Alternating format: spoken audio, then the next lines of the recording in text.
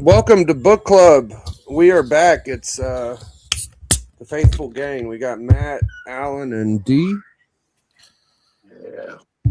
This week was D's choice. He picked Web of Spider-Man 118. So we're going to let D take the position. Let her go. Yeah. So here is the book that I chose for tonight's book club. I chose this one because it's one of my favorites, but I also forgot it was my turn, so I just had to say something. So here it is. Here's a 9.8 direct edition of that book. If you don't like that one's only about $350. Here's the $550 second print that only came with the action figure. That's 9.8 as that's well. also, oh yeah. And then if that one didn't do it for you, you can pick up a newsstand 9.8 for about $1,800. So Wow. there you go. And I got it for way You less like than that. Look at all there. What year was Yeah, no. this? What year was this? 94. 90. 94. Oh, okay. There's no Canadian price variance by that point. Oh, Yep. Trust me, I looked. Yeah, that would be the other thing to get, right? Yeah. And it has a cool back cover. It's got the Maximum Carnage cover. Mm-hmm. So here's the one I'm going to be showing you guys while we read through the story. And this one is actually remarked by the artist. Oh, And nice. look at the interesting signature right there. That's That's really well done, that's actually. very cool. yeah. So hey, and I don't excuse a book, right? I'm not gonna sometimes, like if you know the backstory and you know the story ahead of it, a story can be better. So in this story, it's they're showing Peter Parker's clone. It was introduced back in 1975 in this book right up here. That's also a 9.8. And he has all of Peter's memories up to the point where his DNA sample was collected. Mhm. So he knows that he was Spider-Man. He knows that his Uncle Ben died. Great power, great responsibility. He loves Aunt May. He's got all those feelings, the duty-bound purpose that he feels. That's all inside of him. Plus, what else is inside of him is he knows that it's not really him, that he's a clone, and all those memories were implanted. And it's a tough war that he faces down on in his head there. So first page here, he's at a museum. He's just kind of contemplating, like, hey, it's time to get up out of here. I shouldn't be doing this. I don't belong here. This isn't my life. But every time he turns around, he's reminded of the fact that he really loves the city of New York.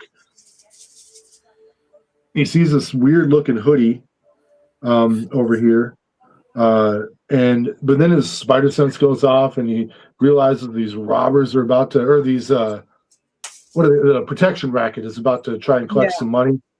But just as he's about to intervene, the police show up and everything's fine.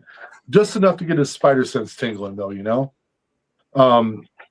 So he keeps on trucking. He looks at that hoodie again, and he's like, "Yeah, with great power comes great responsibility." And so now he's kind of like talking himself into staying in New York instead of returning back into exile. Next panel, you get a splash page of Venom. And this is like a weird time for Venom. It's after Carnage. He is kind of an anti-hero where he's going after bad guys, but he's still doing bad things. So he's chasing down this car that's shooting at the cops, and basically he wrecks the car into the river, and then the cops shoot at him because they still know him as a bad guy, and he just spits out the bullets. It's not a big problem for Venom. And then Venom kind of starts going down like a little memory lane thing himself, where he happens upon a place where He's had some battles and some people have died. Sees the cops show up again, so now he's like, I'm going to get out of here. So he bounces. At this time, Aunt May is in the hospital, which is what brought Ben Riley back to the city because he's worried about Aunt May. Sees Betty Brant there. So Ben Riley's doing a little creeper stalker thing. She notices that something's looking at her. And then he's like, I got to get out of here. So he gets out of there. Not a big deal, but there's a lot of turmoil in his head. He's seeing people from his past. He's wondering if he should stay, if he should go. Then he winds up in the old warehouse where Peter found Uncle Ben's killer. And to Ben Riley, these are all his memories too. He remembers them like he was there. So which makes him feel his feelings. He starts thinking about all the things that he did and that he didn't do. He gets some more venom. He goes back to the church where he inherited the symbiote suit. And then here you see a reporter that's kind of snooping around. He's doing a story on Venom. He didn't think that he would actually bump into him. But luckily he wasn't noticed, and Venom leaves. That's who that guy was. Okay. Yeah, no, and that makes more sense in the very next issue. He actually interviews Ben Riley. Then Ben Riley bounces back up onto this familiar bridge where Gwen Stacy died. Mm-hmm. And he starts remembering all that. And just as he's going through those memories, he sees some girl who is getting ready to jump. And he's like, nope, I can't do that. And, she jumps off and then screams for some reason. And kind of a cool moment, though, for me. I like this, where he's starting to swing to go catch her, and he's learned from what happened to Gwen. He times his trajectory, his arc, all that stuff, so that He redirects catching her. Yeah, so he just redirects her momentum a little bit instead of hitting her with a hard stop that would kill her. Mm-hmm. And he's thinking about all this in real time, which I thought was a pretty thoughtful storytelling there. Mm-hmm. So then he brings her off to the hospital and then disappears when they're like, hey, the police are going to want to chat. He's like, yep, I'll be right back. I forgot my milk at the gas station. But all this walking down memory lane was enough to make him really start to think about staying. And then he hears a news report on the radio about Venom. And he got him mad because he's like, why did Peter make a deal with this creep where he wouldn't go after him anymore? Because that was what was going on at the time, is Venom and Spider-Man had a working arrangement that Venom wouldn't try and kill Spider-Man and Spider-Man wouldn't try and capture him. And Ben's like, dude, that's garbage. I can't believe Spidey never took care of him. So then he runs off to the museum. He grabs some red tighties and he rips off his sleeves. And in this next issue, you get your splash panel of Scarlet Spider. And then he goes, okay, Venom, here's one Spider-Man who's not going to let you run wild. And the next 3 issues, he pursues Venom and he takes care of him. There's not a lot to say there. Like, that's they're trying to set up a solo story where 2 of the 4 monthly Spider-Man titles are going to be dedicated to Ben Riley, and the other 2 are going to be Spider-Man. So without reading what's before it and what's after it, you don't get a lot of context here. I still love this book, but cover, I'll just be honest, man. Like, I love this cover. I cannot go higher than a 3. Even though I think the art is cool, I think the pose is great, and it's become iconic for a fan like me of this character. I want to go higher, but there's no background. We're not. It's nothing that special. So I have to do a hard stop at 3.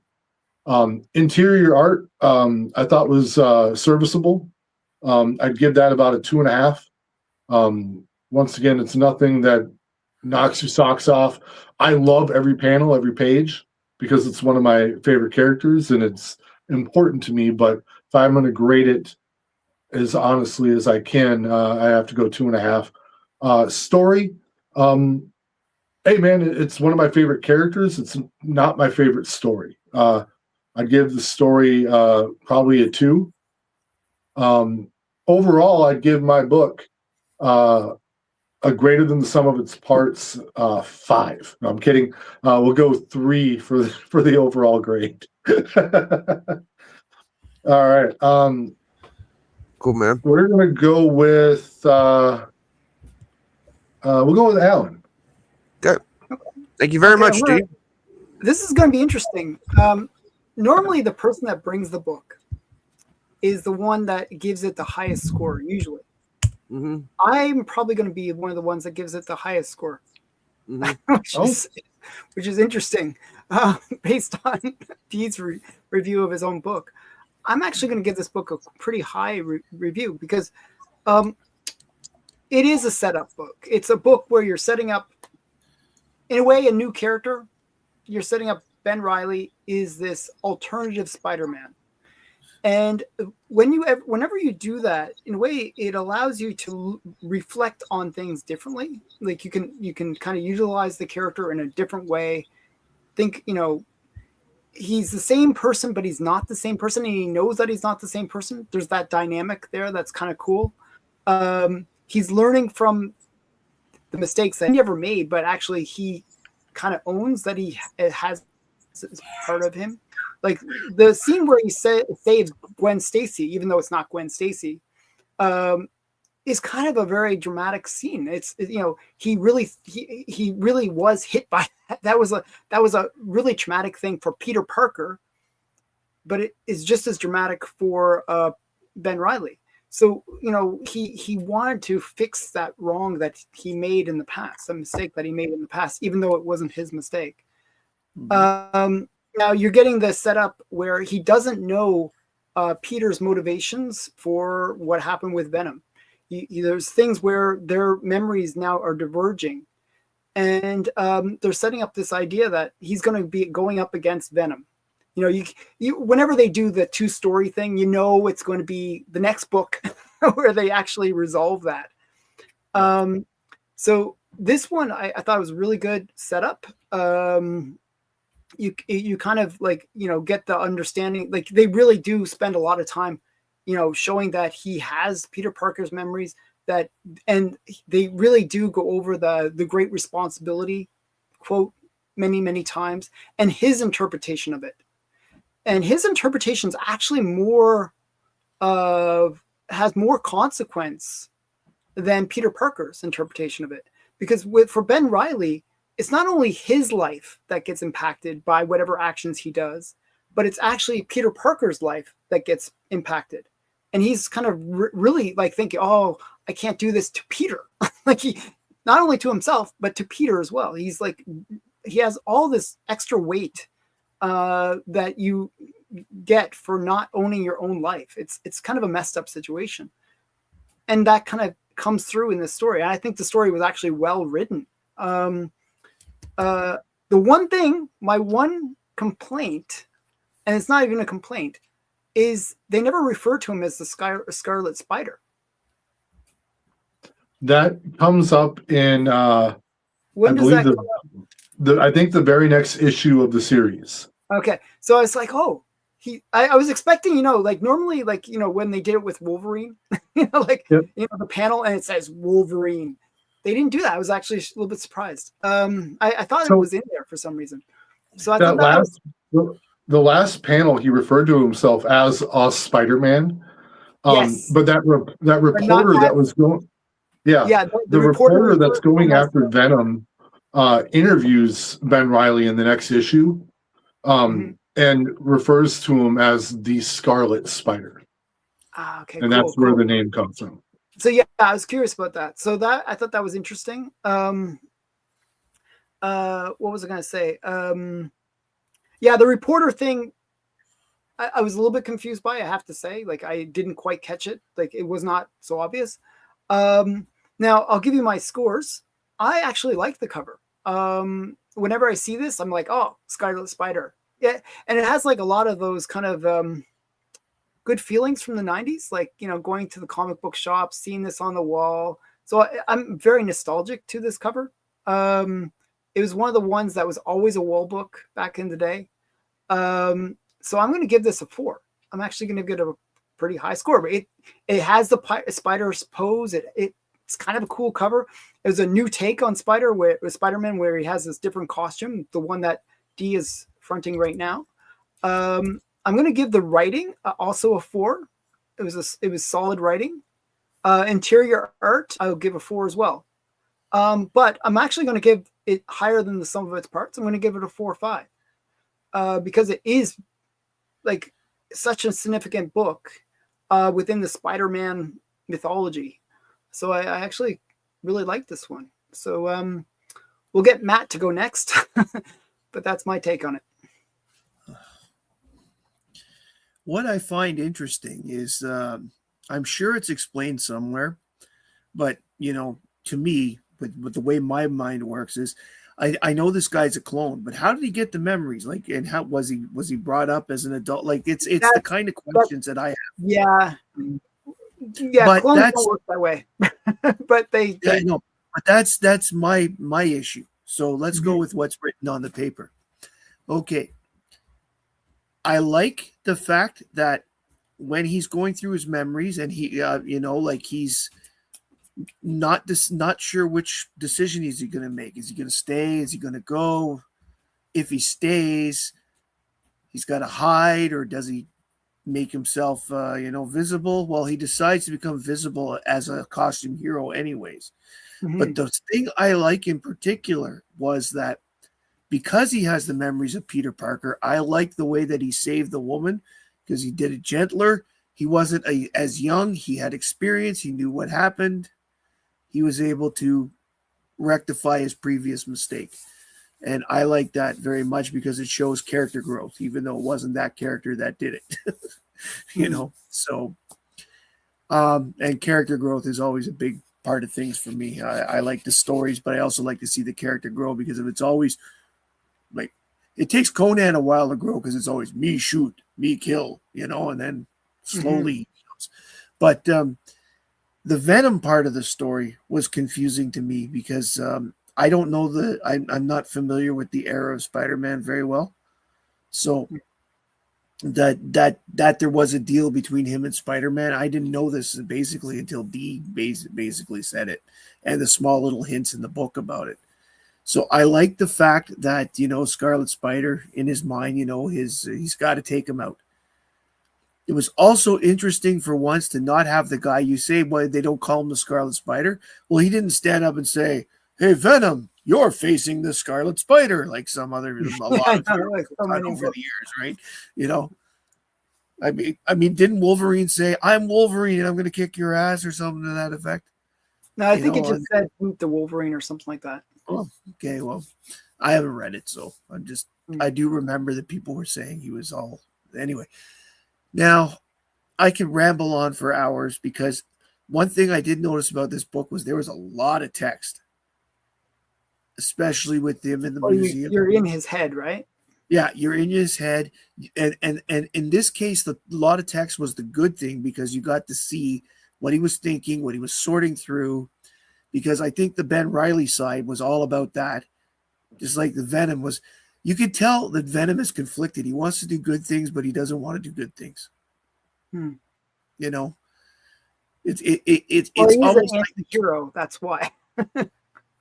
If there has ever been a character who defines the D&D alignment of chaotic neutral, it's him. He's just nuts. So let's get into the scores. Cover, cover's pretty cool, but I actually agree with D in the sense that I wish there was a little more to the cover, because you're seeing this character, but you're not getting any context. What I like about background sometimes is you know where he is. I mean, everybody knows Marvel takes place in New York City pretty much. Yes, we get that. But, okay, is he really there? We don't know from the cover. So, cover, I give a 3.5. As for the interior art was pretty good for the 1990s. Yeah, I thought so. So I'm actually going to give it also a 3.5.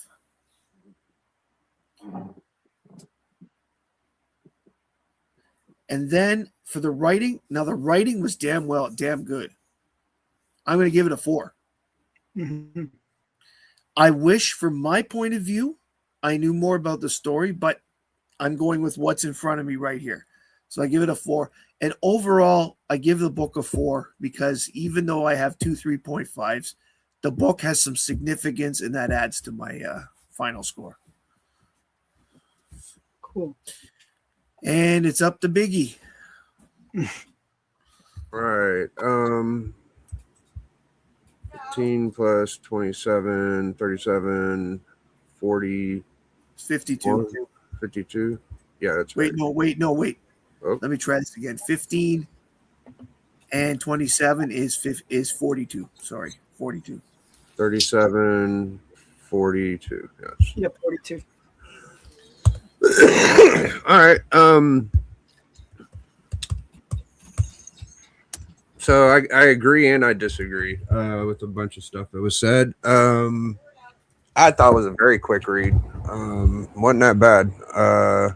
I think the only thing with the art is the cheekbones. Like those cheekbones could be asses in any other day. So, the inside art's great. Like the little details in the back. He's in the museum. There's dinosaur stuff. It's just the anatomy and the face is a little off. This is a good little page. Well, it has that 90s flavor to it, is what I would say. Yes. There's no doubt that this is a 90s book. I like this part. I like this part with the sweater right there. You know, like you see the sweater and you're like, is that going to be the one he gets? Is that the part of his costume? You know, like, so here's my thing. I believe this is a Larson interior, I would guess, right? Inside? No, Stephen Butler. Stephen Butler, damn, he really leaned into the Larson. That was pretty early too. Wow, that was a good job by him. That's very 90s. That's very big muscles. Yeah, muscles on muscles. That's 90s. So he was fighting with the idea of, like Alan said, like his own existence and what he's going to do. And he met that one girl that he knew about, and for some reason he's like spying on her a little bit. You know, he's like in the window watching her, and it's a little creepy, a little pervy. She's got that weird face thing going. He's fucking. He's fucking checking the lady out. His reaction was, "Oh, Betty Brant's here," because I think he was checking on it. Yeah, that is on May's hospital room. He started off that way. You're right, but I'm saying he stuck around for the show, brother. All the legs. He actually has fond memories of her, and I think she becomes his love interest, right? Not really. It's a different character. I forget her name right now. Okay.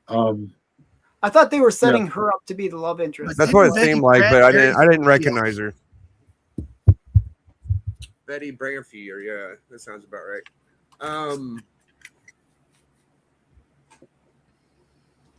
Now I've had a ASM 149. I had a chance to get a 118, and I haven't had it. I've thought about it a few times. Kind of a pricey book. I'll get there eventually. It's kind of a rabbit hole.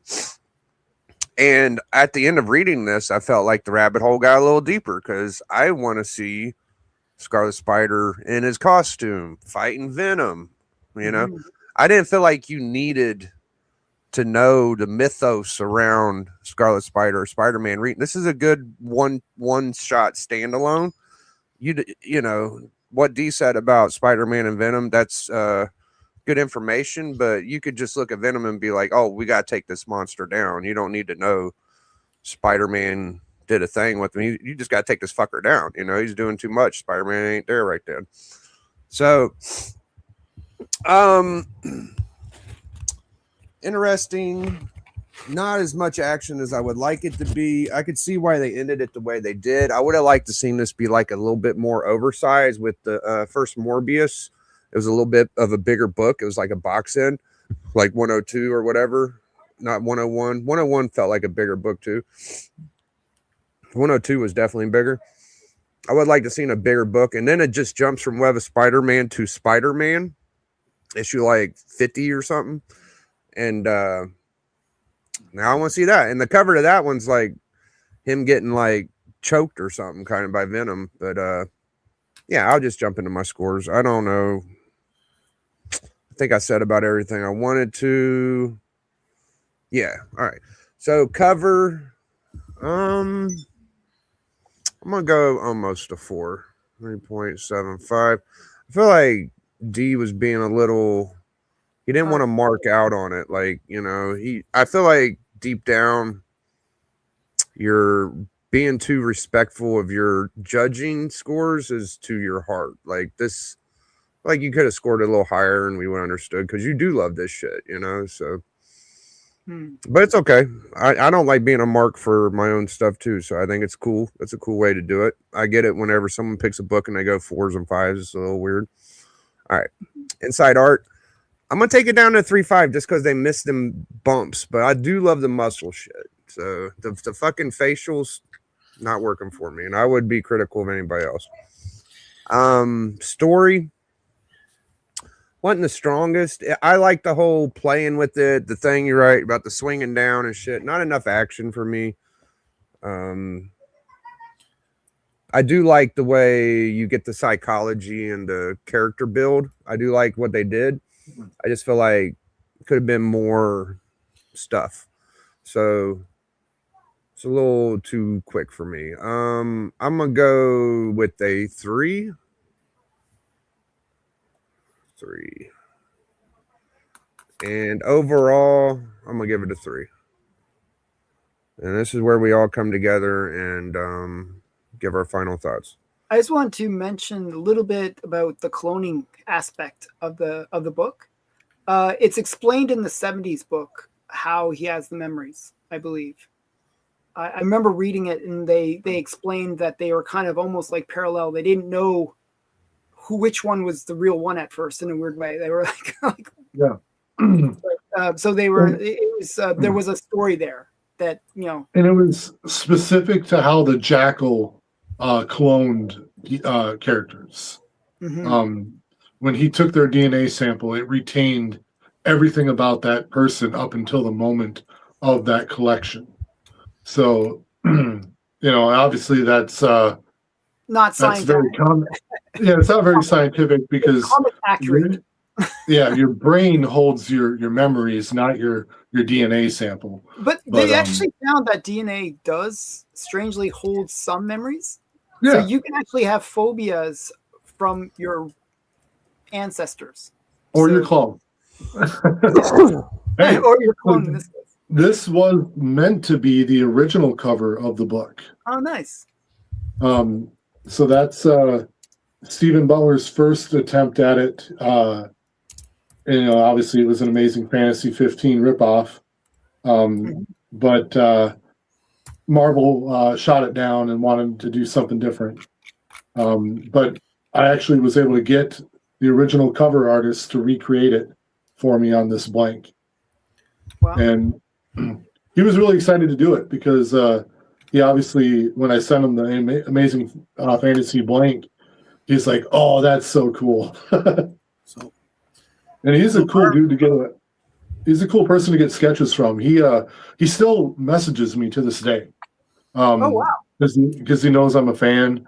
You know, he appreciates. You know, he's not the most well-known artist, but you know, he was the first cover artist and interior artist for this character. And it's, you know, it's made a career for him. Like, even now that he he works on some comic books here and there, but for the most part, he makes his money doing commissions, and he makes a good living off of it. That's very cool. Okay, so our median is 69.0%. This slipped in at 69.1%. And it's literally almost right in the middle.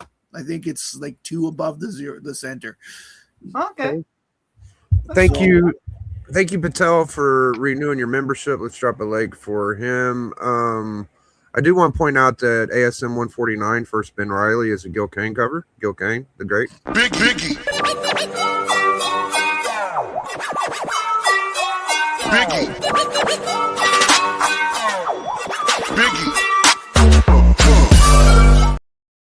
There he is. A beautiful fucking cover. See, this is a 5 for me. That's fucking great. And that book is better in hand too. It's better in hand than on screen. Is that considered to be the Ben Riley or the first clone? It's just the first clone, right? Both. Well, it's the first clone, but the clone from this book was retconned to be Ben Riley. Yeah. This whole Gil Kane thing, I swear, Biggie, between you and me and the Gil Kane thing, we're making Gil Kane more famous now than he was when he was alive. Maybe. I don't think so. That guy was. Oh, I know. I appreciate Alan for never downtrodden Gil Kane. Thank you, Alan. Appreciate you, man. I would never do that to such a great artist. No. He hasn't heard your backstage stuff then, has he? Yeah. Is that not a great cover that D just held up, or am I crazy? No, that's a good one. Gil Kane can be good when he has the right inkers. When he inks himself, he's terrible. He's good all the time. There's certain artists that are really good, and then they have like their bad periods, right? Where they like, I guess Gil Kane's Superman stuff wasn't the greatest. That's why Matt. No, it was pretty terrible. That sucked awesome too. Yeah. But we're not going to smudge up Scarlet Spider's episode with our Gil Kane debacle. So who was next on the? I'm next, I believe, right? You're next. Let her rip, Alan. What you got for us, my friend? I got something fun for you guys. So we just did a first appearance of the Scarlet Spider. Well, let's go golden. Let's go Golden Age. Let's do a first appearance of a Golden Age character. I have not shown this book on my channel yet, but I'm showing it here first. So this is for you guys. This is Top Notch Comics number 9. It is the first appearance of the Black Hood. This character. Damn. Very cool book, and I really enjoyed the story. So I'm hoping you guys like it too. It's a really cool story. Yeah. It looks cool as hell. Who did the art on that? I believe it is. One sec. I just want to make sure I say the right thing. I love classic comic art, man. It's so good. The funny thing is, it doesn't say who it is. Okay, no worries. I don't know who it is. But it's Luke Finey to me. got a bit of that creepiness to it, right? With the bats and stuff. Oh, that's so badass, man. Dude, that's obviously a Gil Kane cover. Might be, dude. But it's an interesting one because in a way, you see all the bats. Kind of there's a little bit of crossover between Batman and the Black Hood, strangely, in certain aspects, and I'll get into that when I do my review. But great book. Okay, so that's my choice. That's Top Notch Comics number 9. Origin in the first appearance of the Black Hood, first appearance of the Skull as well. Is that the cover with Doom and Thing on it? Joffrey, let me know, dude, because I shouted that out as an undervalued, just random book to like a really good cover. What you got, dude? He's I think it's Surfer, Thing, and Doom. This is my Mafex Scarlet Spider. But D, you shouldn't have been so hard on your own book, by the way. Hey, but you know what? I do want to make sure that I don't overrate it. After I heard everyone else's reviews, I wish I'd gone a little bit better. But I also take into account that for me, I would have, if I read this for the first time, I would have preferred it if I had read the 4 issues before it and the next 3 issues after it. To me, that always kind of takes a book down a little bit. And I had to rate this as a single issue. Dude, in my heart, it's a 5. It's my favorite character.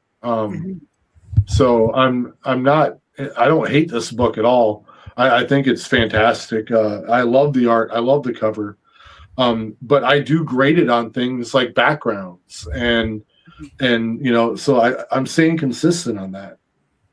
Even if it's something that I love dearly, it does have to, from what I grade a book at, it needs to stay in that realm for me to give it the right score. So That's what's up, man. I can respect that. Yeah, that wasn't the cover I was thinking of. Well, I know that cover. It's a so-so cover to me. Like, Yeah, that wasn't like a knockout for me either. I think it was triple action. Yeah, we don't have to go down that rabbit hole, I don't think. We could argue. I think Bill, you and I could argue Gil Kane until the sun comes down. Yeah. I talk Gil Kane all the time. I mean, I don't see enough sexy women. That's the problem. Yeah. The only sexy Can't win. woman Gil Kane draws is Star Sapphire. Oh, here's the one I like, guys. Did he do the one where she's kissing his boot? No, that was Nick Cardy. Nick Cardy. Nick Cardy's awesome. I really like Nick Cardy. He's an awesome artist. Nick Cardy, I was surprised to see how many covers he did for DC alone. Yeah, he we were talking on the Superman show the other night. We were talking. His list of work for DC is huge on Wikipedia. It's like yeah. I mean, he did all Aquaman. 25 and with the interiors, that guy must have nonstop drawn just for DC. Mm-hmm. And he was doing from the Golden Age all the way up. Yeah, I know. It's amazing that guy's like.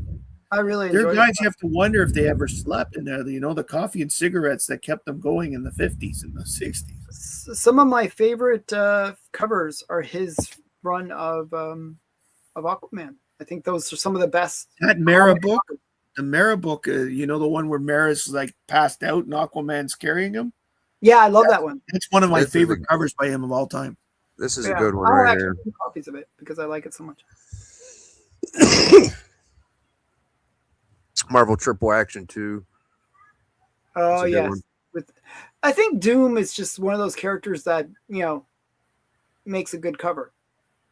He's kind of a cool character. Like he's got the hooded thing going on. He's got the metal mask. Kind of cool. Yeah, he has a presence. We looked at it for a minute, Joffrey. All right, so the next issue is going to be the first Black Hood, and we'll go around the horn and get on out of here. So for me, tomorrow we will do the Hot 5 speculation. Me and TM Nerdy, Hot 5 Commandments. Check that out. We usually do it around 2 to 4 around that time area. And Friday, I talked to Doc yesterday, and he says he's going to try to make it. So we'll probably hang out with Doc and all the regulars. And yeah, I'll probably do a stream tomorrow too. So what you got going on, Matt? Friday coming, I'm going to be on Alan's show probably, and your show, your comic, I can never remember what you call it. Comic Collector Club? Comic Collector Club. That's pretty easy. I get confused because I know this is book club, so I get the clubs confused. Okay. It's just me. I've got a screwed up brain. Next Tuesday, I have Veronica Tot Comics coming on for their first appearance on my show. So I'm curious to see what kind of comics they're into, and it'll be very interesting to, I like seeing different collections, and hopefully that'll be great. And the week after that, I have artist Sammy Francis coming on my show. She's a Canadian artist out of Vancouver who does who's currently doing a lot of Archie work, and it's really cool. She's going to be coming on. She did the first piece I ever bought, so she did the Supergirl piece that you can see right there. Do you know if she's going to be at the con on the weekend? No, it's only locals to this one. It's not the big one where they charge people. Get more. Yeah. Cool, man. Ron and Janet are going. Yeah. I figured. I knew they were going. Okay. Jeff Isherwood's going.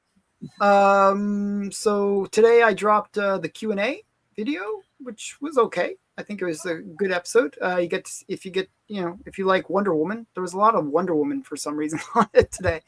And some good questions that people asked. So I recommend checking out today's video. Getting finally close to actually showing some Grail books on my Grail unboxing. So that next week, I think it's the second episode of next week, we'll have actually the first Grail being released. And then on this Friday, I have my Friday hangout where I get a bunch of people to hang out with me and we talk comics. And on Sunday, I will be doing my top 10 Golden Age thing. And I think on Saturday, I'm going to do a room tour. I haven't done one for a while, so I'm going to do an updated room tour. So stay tuned for that. So I'll kind of go through my collection a bit. Somebody wants me to do an extended one, like a 6-hour one where I go through everything. I'm not doing that. I'm going to be doing maybe a extended, but not that extended. And so that's what's coming up with me. And then on Monday, I have the Monday hangout with Steven, which should be some good stuff. We're going to be, I think it's going to be standard Nidor that we're going to be showing. So it's going to be some pretty cool stuff. He just picked up a cool book. So I'm like, I guess we have to go show that stuff. So yeah, so we're going to be showing some pretty cool books. So yeah, that's it. Also, I'm only 8 subs away from having my big 800 giveaway. So I'm only like 995,000 subs away from 1 million. So Thank you, Dee, for educating us on Scarlet Spider. We all now know the first appearance, and you can catch Dee on the Biggie Shack Network, and we really appreciate you. You got anything you want to let the people know before we go, Dee? No, man. I'm glad that you guys liked the book a little bit more than I thought you would. So that made me happy to hear. Good. Yeah, I think we were all pretty hard on it. No, we gave our honest opinions, I'd say. And thank everybody for watching the show. That was Web of Spider-Man 118. We will be back with the first appearance of Black Hood. Sorry, I don't know the number off the top of my head, but Top Notch Comics number 9. Top Notch Comics number 9. Mm-hmm. All right, guys. Hashtag enjoy. Biggie. Biggie.